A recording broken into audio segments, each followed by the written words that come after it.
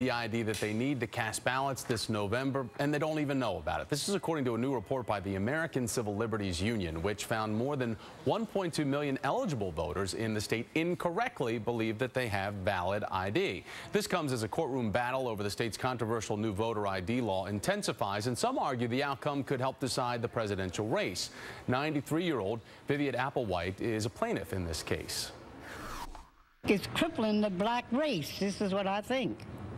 I think when they made this law, I think they particularly made it to cripple the black race so that Obama will not get in there.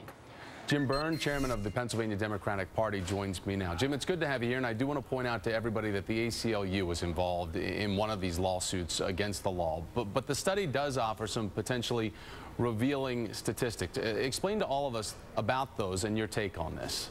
Well, the stats that you've shared do concern us. That is why we have been working diligently here in Pennsylvania with a variety of groups interested in making sure all voters have what they need to vote, in outreach, identify, and recruit these individuals who may think they have the proper ID when in actuality they do not. We've been on the ground for a while now preparing voters in Pennsylvania for this contingency in the event the law does not get stricken. Next week, in fact, is a voter outreach week of action for us, where we're really going to aggressively push this to make sure Pennsylvanians have what they need come November. All right, so Jim, this report also finds about 379,000 eligible voters who don't have an ID, also don't have at least one of the 3 documents necessary to be able to get proper ID.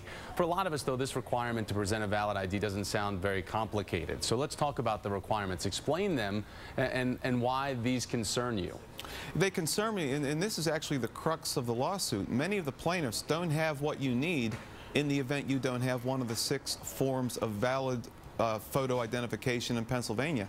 Assuming you don't have one of the 6, and I can get into those with you, you have to show up with a Social Security card, a birth certificate, and 2 proofs of residency. A couple of the plaintiffs don't have either the Social Security card or the birth certificate, which makes it impossible for them to get what they need to show up and vote. And the 6 forms are a military photo ID, a federal photo ID like a passport, a state photo ID like a driver's license, certain types of hospitals, Pennsylvania affiliated hospitals photo ID, public or private schools of higher learning, state involvement there for a photo ID, or a municipal photo ID. If you don't have one of those 6 now, you have to come up with one of those other criteria to get one. Go to a designated location in Pennsylvania. Some of those locations aren't even in all of the counties, so people will have to travel miles or outside of their counties. It really creates many unnecessary steps and burdens for people to go and exercise a fundamental constitutional right.